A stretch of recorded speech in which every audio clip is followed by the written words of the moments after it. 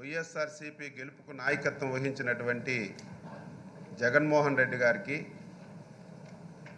ఎన్నికైనటువంటి సహచర శాసనసభ్యులందరికీ కూడా అభినందనలు తెలియజేస్తున్నాను.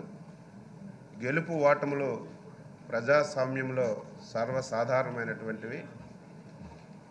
మేము కూడా ఎందుకు ఓడిపోయామో విశ్లేషణ చేసుకొని ముందుకెళ్తున్నటువంటి సంగతిని ఒకసారి నేను గుర్తు చేస్తున్నాను అధ్యక్ష. Don't disturb the member. అయితే నేను 5వసారి శాసనసభకు ప్రాతినిధ్యం వహిస్తున్నాను. ఎన్నో సందర్భాల్లో గవర్నర్ గారి ప్రసంగం కూడా విన్నాం అధ్యక్ష. గవర్నర్ గారి ప్రసంగం అంటే ఆయన స్వయానా తయారు చేసుకుని ప్రసంగించినటువంటి విషయం కాదని మనందరికీ కూడా తెలుసు. గవర్నర్ గారి ప్రసంగం అధికారంలో ఉన్నటువంటి ప్రభుత్వం యొక్క పాలసీ డాక్యుమెంట్ అనేది మనందరికీ తెలిసినటువంటి విషయం. పాలసీ డాక్యుమెంట్ అంటే అందులో ఈ ప్రభుత్వం కొత్తగా అధికారంలోకి వచ్చిన తర్వాత మొట్టమొదట జరుగుతున్నటువంటి శాసనసభ సమావేశంలో మొదట చదివినటువంటి ప్రసంగం అధ్యక్ష. ఈ ప్రసంగం చదివిన తర్వాత 5 సంవత్సరాలు కొత్త ప్రభుత్వం ఈ రాష్ట్రానికి చెయ్యవలసినటువంటి అభివృద్ధి కానీ సంక్షేమం కానీ ఈ రాష్ట్రంలో అన్ని వర్గాల శ్రేయస్సుని ప్రతిబింబించే విధంగా ఉంటుందని చెప్పి నేను భావించాను. అది కనిపించలేదు అధ్యక్ష. కనీసం ఈ సంవత్సరానికైనా సరే 5 సంవత్సరాలు కాకపోయినా సరే మొదటి సంవత్సరానికైనా ఈ రాష్ట్ర సమగ్ర అభివృద్ధి గురించి ఈ డాక్యుమెంట్లో కనిపిస్తుందని భావించాను. అది కనిపించలేదు అని చెప్పి సందర్భంగా తెలియజేస్తున్నాను అధ్యక్ష. మీరు గౌరవ బూరు ముత్యాల నాయుడు గారు కానీ సోదర రెడ్డి గారు కానీ 1:20 నిమిషాలు మాట్లాడారు. ఇష్టానుసారం మాట్లాడారు. మేము విన్నాం అధ్యక్ష. ఎక్కడ మేము మధ్యలో డిస్టర్బ్ చేయలేదు. మీరు కూడా మేము చెప్పింది వినండి. మీరు ఎక్కువ మంది ఉన్నారు, మీకు అవకాశాలు వస్తాయి. కావాలంటే కాగితాలు తెప్పించుకొని రాసుకోండి. మీరు మాట్లాడేటప్పుడు పలానా అచ్చెన్నాయుడు ఈ విషయం మాట్లాడాడు, ఇది తప్పు అని మీరు చెప్పండి. ప్రజలు దాన్ని గమనిస్తారు. ఇది మనం శాసనసభ అంటే మనం ఏది మాట్లాడితే అదే నిజం అనుకోవడం చాలా పొరపాటు. మీరు మాట్లాడినా మేము మాట్లాడినా అంతిమ నిర్ణేతలు ప్రజలనేది మనం గుర్తుపెట్టుకోవాలి. అయితే అధ్యక్ష 5 సంవత్సరాలకి డాక్యుమెంటు లేదు, సంవత్సరానికి లేదు. నేను ఇంకొక బాధ ఎక్కడ పడుతున్నానంటే మా 5 సంవత్సరాల ప్రభుత్వంలో మా యొక్క డాక్యుమెంట్ కూడా ఇప్పుడు ఉన్నటువంటి గౌరవ నరసింహం గారే 5 సంవత్సరాలు కూడా గవర్నర్ ప్రసంగం చేశారు. నిన్నటి వరకు మై గవర్నమెంట్ అన్నారు. మా గవర్నమెంట్ బాగా చేసిందన్నారు. ఒక్క రోజులోనే గత ప్రభుత్వం తప్పులు చేసింది, అవినీతి చేసిందని అదే గవర్నర్ మాట్లాడడం కొద్దిగా బాధ కలిగింది అధ్యక్ష. ఏది ఏమైనా సరే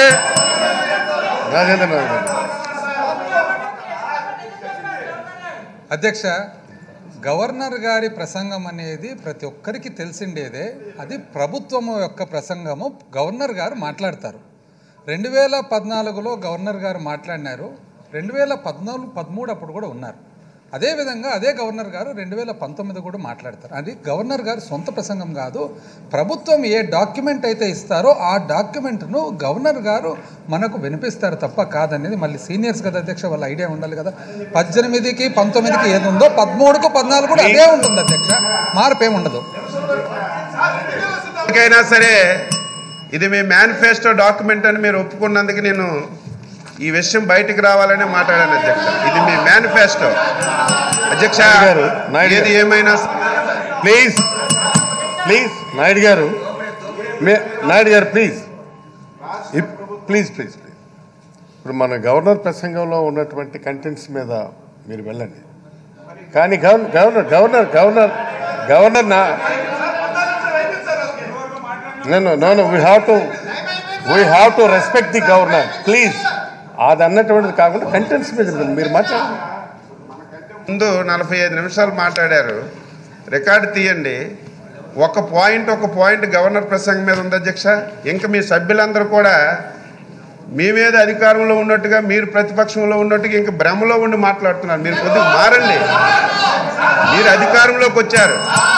ఏదో మా నాయకుడు మా చంద్రబాబు నాయుడు గారే రాష్ట్రానికి ముఖ్యమంత్రిలాగా మీరేదో ప్రతిపక్షంలో ఉన్నట్టుగా మీరు మాట్లాడుతున్నారు. ఓకే, 5 సంవత్సరాల అధ్యక్ష సమర్థవంతమైనటువంటి పాలన అందించామని 100కి 100% చెప్పగలుగుతున్నాం.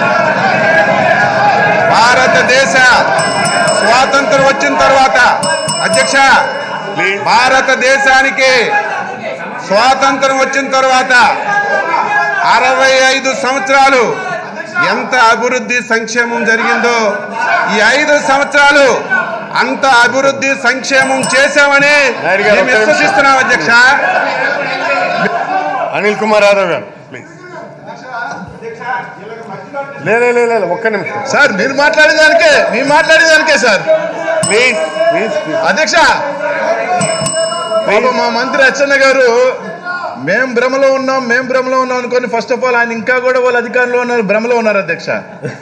5 సంవత్సరాల పాటు మేము మహత్తరమైన పరిపాలన అందించాం కాబట్టే మమ్మల్ని అక్కడ కూర్చోబెట్టారు అని చెప్పి ఆయన ఒప్పుకోవటం జరిగింది అధ్యక్ష. 23 మంది సింపుల్ గా రెండు చెప్తాను అధ్యక్ష. వాళ్ళ మంచి పరిపాలన గురించి నీటి బొట్టు లేకుండా, నీడ చెట్టు లేకుండా, నీరు చెట్టులో 18,000 కోట్ల రూపాయలు దోచేసిన ఘన చరిత్ర అధ్యక్ష. అందుకే ఒక అధ్యక్ష 2 మినిట్స్ అధ్యక్ష. ఏదైతే life line of Andhra Pradesh Polavaram చెప్పుకుంటున్న పోలవరం 16,000 నుంచి 56,000కి పెంచేసిన ఘన చరిత్ర వాళ్ళది కాబట్టి ఆడున్నారు అధ్యక్ష. ధర్మ పోరాటాల దీక్షతో ధర్మ పోరాటాల దీక్షతో 500 కోట్ల రూపాయలు నాకేశారు కాబట్టి అక్కడ ఉన్నారు అధ్యక్ష. కుమార్ ప్లీజ్. మినిస్టర్ గారు కూర్చోండి ప్లీజ్. మినిస్టర్ గారు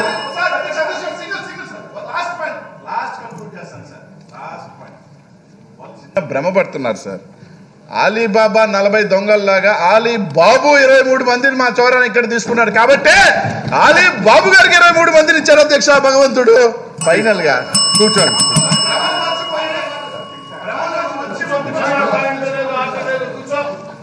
చెప్పండి అధ్యక్ష ప్లీజ్. అధ్యక్ష, సరే ఎవరు అలీబాబా 40 లక్షలు ఎవరో ప్రజలు రాబోయేదో తెలుస్తారు కానీ ప్లీజ్ మంత్రి గారు అనిల్ కుమార్ యాదవ్ గారు పోలవరం గురించి అన్నారు కదా. రేపు మీరు కట్టుబడి ఉంటారా? పెరిగిన ధరల గురించి మీరు మాట్లాడారు ఇవాళ నిండు సభలో. మీరు రేపు పొద్దున దానికి కట్టుబడి ఉంటారా? పెరిగిన ధరలు ఎలా వచ్చాయని మళ్ళీ మీరు చెప్పబోతారు. దానికి మీరు కట్టుబడి ఉంటారా? విజయ్ చౌదరి గారు 52,000 కోట్ల మాట్లాడతారు. మీరు కూడా మాట్లాడతారు sir. You submit your versions then please. Naidu garu మాట్లాడారు అధ్యక్ష.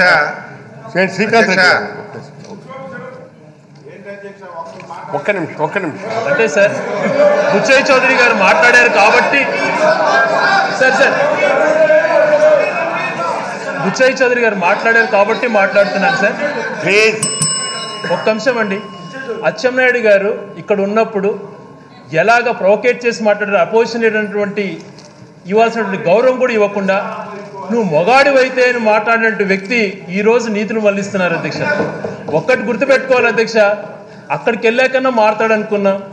ఏదో రకంగా రెచ్చగొట్టి తను ఇక్కడైతే ఎలాగా బిహేవ్ చేస్తారో అలాగే బిహేవ్ చేయాలనే ఆలోచనతో తను ఉన్నారు. ఒక్కటి అచ్చెన్నాయుడు గారు, ప్రజలు తీర్పిచ్చిన తర్వాత కొద్దిగా మార్పు రావాలి. మీరు సుపరిపాలన అందించారు అన్నటువంటి మాటలు మీరు చెప్తున్నారే, ఒక్కటి మిమ్మల్ని ప్రశ్నిస్తాను. ఎలాగ మీ సుపరిపాలన ఉండిందంటే, గుంటూరులో ఒక బాలుడు చనిపోతే హాస్పిటల్లో ఎలకలు కొరికి చనిపోయినాడు అన్నటువంటి చెప్తే ఆ ఎలకలు పట్టుకోవడానికి ఒక్కొక్క ఎలకకు 10 లక్షల రూపాయలు అంటే అధ్యక్ష. ఆ రకంగా దోచుకున్నారు సార్. ఇది నేను చెప్పాను కాదు సార్. ఎలకల కోసం 8.5 కోట్ల రూపాయలు డ్రా చేసుకోవడం. ఇది ఒక పేపర్లో, తెలుగు పేపర్లోనే కాదు అధ్యక్ష, ఇంగ్లీష్ పేపర్లలో కూడా వచ్చింది. ₹60 lakhs spent for 300 rats. అంటే ఒక్కొక్క ఎలక కాస్ట్ ఎంత అధ్యక్ష? ఒక ఎలక పట్టుకోవడానికి. ఇది ఆ రకమైనటువంటి పాలన అందించారు అధ్యక్ష. పోలవరం గురించి మాట్లాడుతున్నారు అధ్యక్ష పెద్దలు విజయ్ చౌదరి గారు. పోలవరం ప్రాజెక్టుని కంప్లీట్ చేసి ప్రజలకు అందించాలంటే భావన కాదు అధ్యక్ష. పోలవరాన్ని సోమవారాన్ని పోలవరంగా మార్చాము. ప్రతి వారం నేను అడిగి పోతాను. ఇప్పుడే ఒక ఇటుక పెట్టారు, నేను జాతికి అంకితం చేశాను.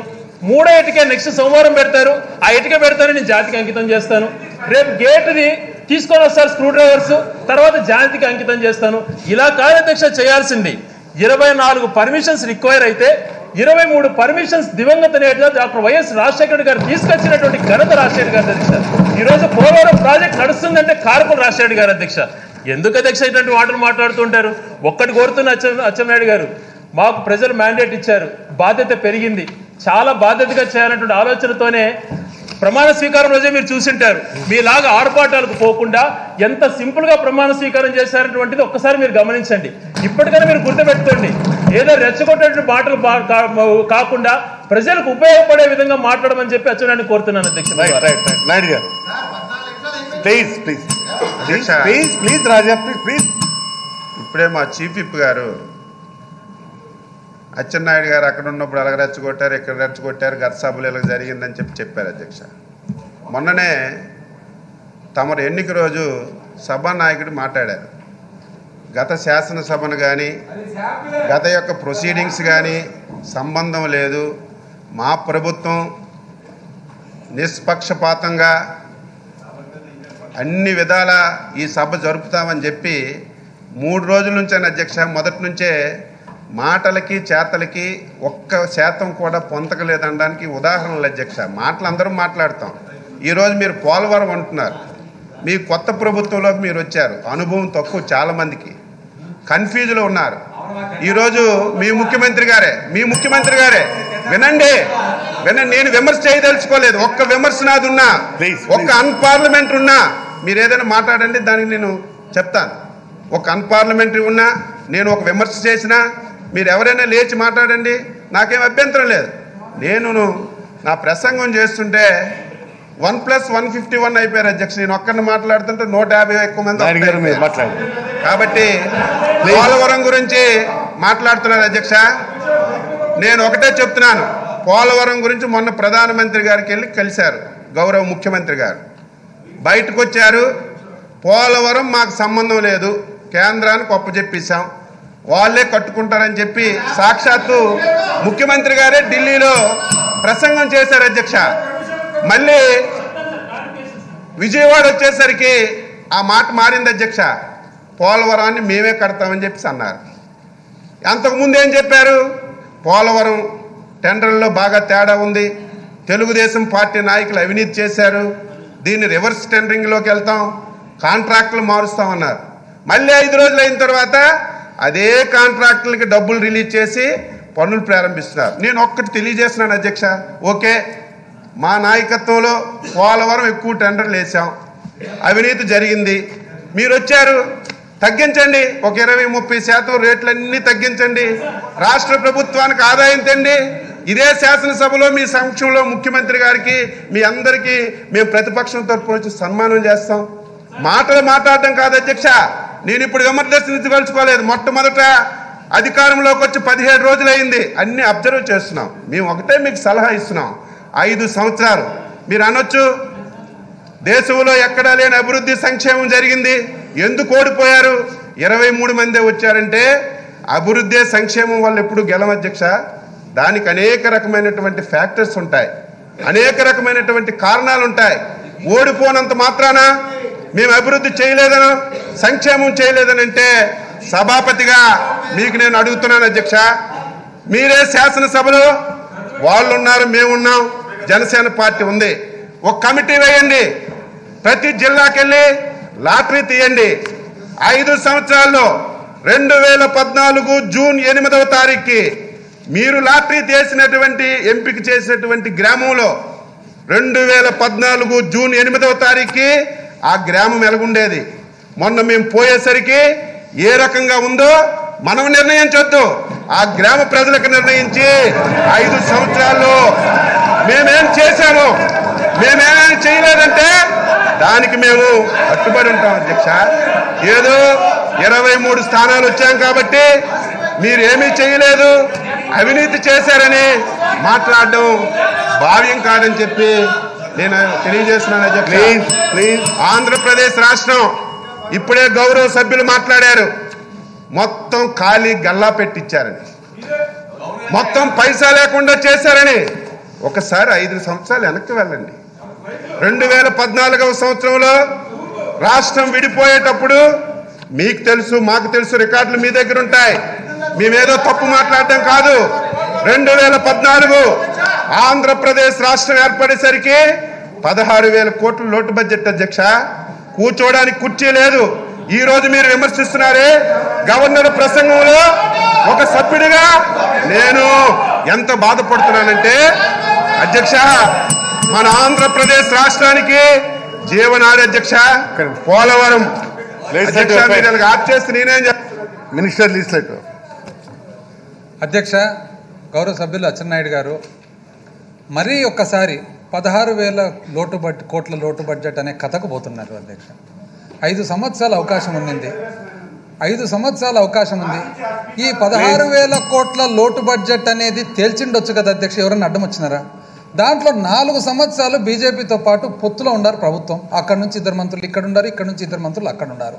ఎవరన్నా అడ్డం వచ్చినారు అధ్యక్ష? 16,000 కోట్లది అయినా సరే అనుకుందాం అధ్యక్ష. 16,000 కోట్లు, 16,000 కోట్ల లోటు బడ్జెట్ అని 5 సంవత్సరాలు పాలన చేసినారే. సంవత్సరానికి 2 లక్షల కోట్లు, లేటెస్ట్గా 2,30,000 కోట్ల ఓటన్ అకౌంట్ బడ్జెట్ వాళ్ళే ప్రవేశపెట్టినారు అధ్యక్ష. 1,75,000 కోట్లు యావరేజ్ తీసుకున్నా 5 సంవత్సరాలకి ఎంత అవుతుంది అధ్యక్ష? 7,70,000, 8 లక్షల కోట్ల బడ్జెట్. 8 లక్షల కోట్ల బడ్జెట్లో ఆ 16,000 అనేది ఎంత శాతంకి వస్తుంది అధ్యక్ష? దాన్ని బేస్ చేసుకొని ఇంతవరకు ఏది రాలేదు, ఏమి రాలేదు, కాబట్టి మేము బీద బ్రతుకు. 8 లక్షల కోట్లలో 16 లక్షల కోట్లలో ఒక 10,000 కోట్లు వాళ్ళ లెక్క ప్రకారమే అనుకుందాం అధ్యక్ష. అట్లా కూడా డిస్కౌంట్ ఇచ్చి ఏమొచ్చింది అధ్యక్ష? ఎంత శాతం అది? దాన్ని బేస్ చేసుకొని అసలు ఎటువంటి డబ్బులు లేవు మా దగ్గర అని అంటారు. నంబర్ 2 అధ్యక్ష, పోలవరం ఒరిజినల్గా మన ఆంధ్రప్రదేశ్ పునర్వ్యవస్థీకరణ చట్టం ఏమని చెప్తుంది అధ్యక్ష? Polavaram is national project. కేంద్ర ప్రభుత్వానికి కంప్లీట్గా సంపూర్ణ బాధ్యతలు, ల్యాండ్ అక్విజిషన్ కానీ, క్లియరెన్సులు కానీ, నిర్వహణ కానీ కట్టించిచ్చే బాధ్యత వాళ్ళది. నీతి ఆయోగ్ ఏమని చెప్పింది అధ్యక్ష? ఆంధ్రప్రదేశ్ రాష్ట్రము ముఖ్యమంత్రి గారు వాళ్ళు మాకు అడిగినారు కాబట్టి, రిక్వెస్ట్ చేసినారు కాబట్టి, వాళ్ళే నిర్వహిస్తామని చెప్పినారు కాబట్టి మేము ఇవ్వడం జరిగిందని చెప్పి వెరీ క్లియర్ వాళ్ళ నోట్లో ఇచ్చినారు అధ్యక్ష, వాళ్ళ ప్యాకేజ్ నోట్లో. ఇప్పుడు